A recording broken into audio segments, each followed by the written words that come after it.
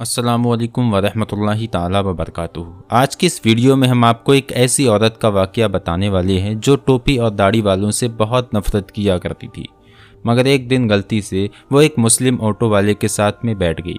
उसके बाद में उस औरत के साथ जो कुछ हुआ उसके बारे में जानकर आप भी हैरान हो जाओगे। इसीलिए आज का ये वीडियो आप सभी के लिए बहुत ही ख़ास है।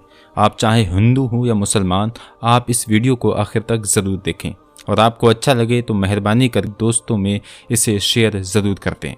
तो चलिए दोस्तों शुरू करते हैं। एक बार लखनऊ की सड़क पर एक हिंदू लड़की खड़ी हुई थी। दरअसल वो किसी ऑटो वाले का इंतज़ार कर रही थी। उसको अपने घर जाना था। अचानक उसे एक ऑटो वाला आता हुआ दिखाई दिया। उसने उसके आगे अपना हाथ दिया और उसको रुकवा लिया। ऑटो वाले ने कहा, जी मैडम, कहाँ पर जाना है? लड़की ने देखा कि ऑटो वाला एक मुस्लिम है, उसके सर पर टोपी है और चेहरे पर दाढ़ी भी है। उसने ऑटो वाले को एक मौलवी समझकर अपने दिल ही दिल में कहा, इसको कह दूं कि आप यहाँ से जाइए, मुझे कहीं नहीं जाना। मगर उसकी ऑफिस एक सुनसान जगह पर होने की वजह से ऊपर से बहुत गर्मी लग रही थी।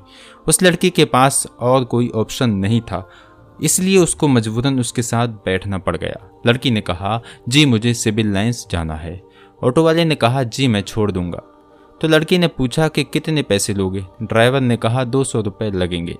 लड़की के दिल में ख्याल आया कि इससे पहले तो वो 300 रुपये देकर गई थी। फिर वो सोचने लगी, सब लोग कहते हैं कि मौलवी बहुत बुरे होते हैं, वो बहुत लालची और कट्टर होते हैं, हवस के मारे भी होते हैं, ये दाढ़ी और टोपे वाले भरोसे के काबिल नहीं होते। ये सोचकर वो बहुत डर रही थी, लेकिन तेज़ धूप और गर्मी उसे ज़्यादा नहीं सोचने दे रही थी। इतने में ऑटो ड्राइवर बोला, चलो मैडम बैठो, 180 रुपये ही दे देना। लड़की बोली, ठीक है, लेकिन सामने मेरा सामान रखा हुआ है जो बहुत भारी है, अकेली उसे उठाया नहीं जाएगा, हो सके तो आप थोड़ी मेरी हेल्प कर दो।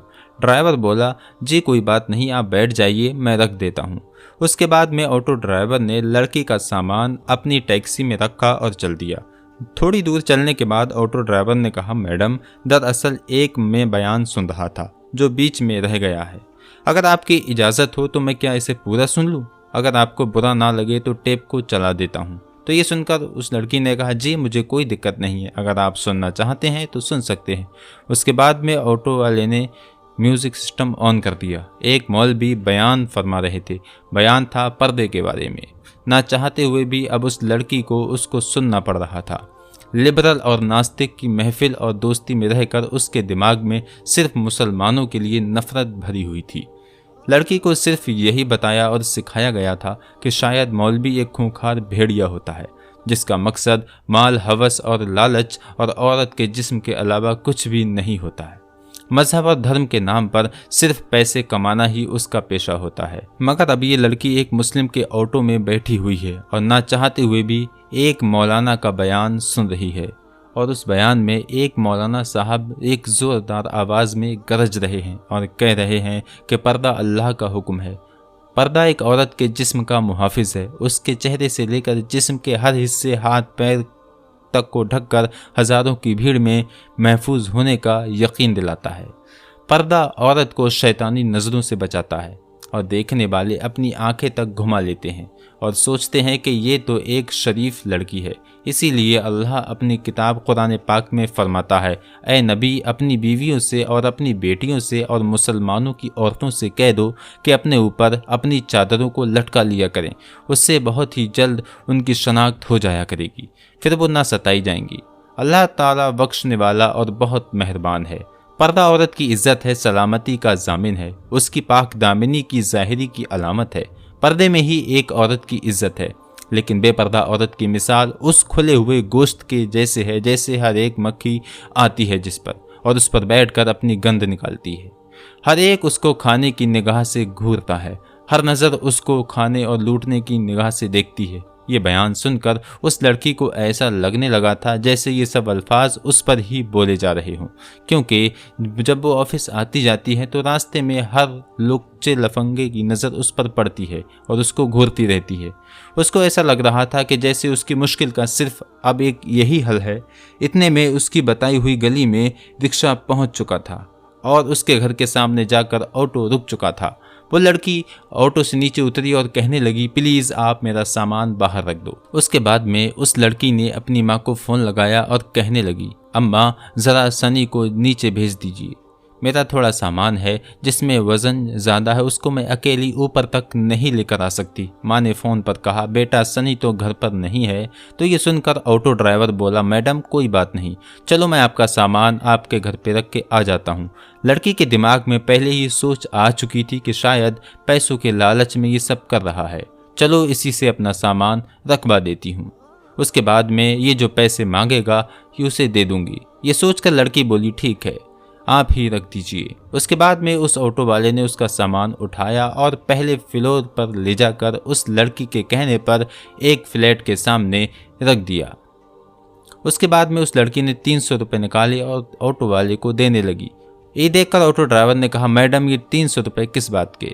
तो ये सुनकर लड़की कहने लगी, दरअसल कुछ दिन पहले मैं एक ऑटो से यहाँ आई थी, उसने मेरे से 300 रुपये ही लिए थे और फिर आपने तो मेरा सामान भी ऊपर उठाया है और उसके पैसे अगर आप अलग से लेना चाहते हैं तो वो भी बता दीजिए, वो भी आपको मैं दे दूंगी। ये सुनकर ऑटो ड्राइवर ने कहा, नहीं मैडम आप अपने ये पैसे अपने पास ही रखिए, हमारे जितने पैसे में बात हुई है उससे ज़्यादा पैसे मैं आपसे नहीं ले सकता। और बात रही आपके सामान उठाने की, तो हमारा दीन हमें यही सिखाता है कि हमें दूसरे लोगों से हमदर्दी का दर्श देता है, इसलिए हमने आपका सामान उठाकर मदद की, उसके पैसे हम आपसे अलग से नहीं ले सकते। ये कहकर ऑटो ड्राइवर जाने लगा तो उस लड़की के मुंह से निकल गया, क्या आप एक मौलाना हैं?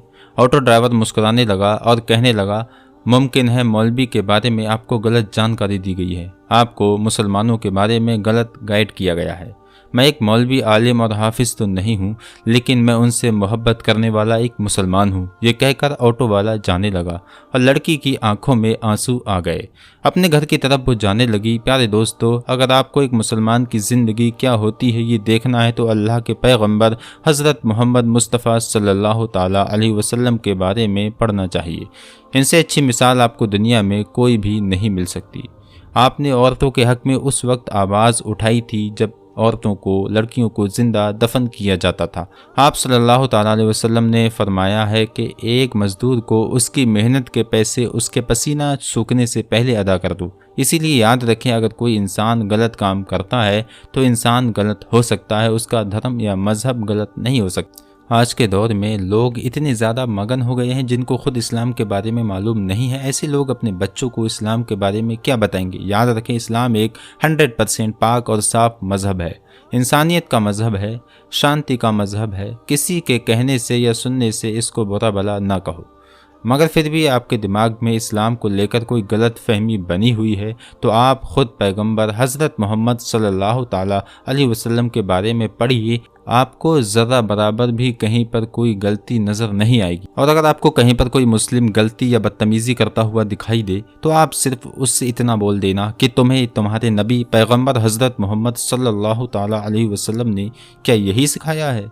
यकीन मानिए, अगर एक वो सच्चा मुसलमान होगा तो शर्म से पानी पानी हो जाएगा और वहीं पर सच्ची तौबा कर लेगा। प्यारे दोस्तों, आपको ये वीडियो कैसी लगी हमें कमेंट बॉक्स में ज़रूर बताइएगा। तब तक के लिए अस्सलामु अलैकुम, अल्लाह हाफिज़।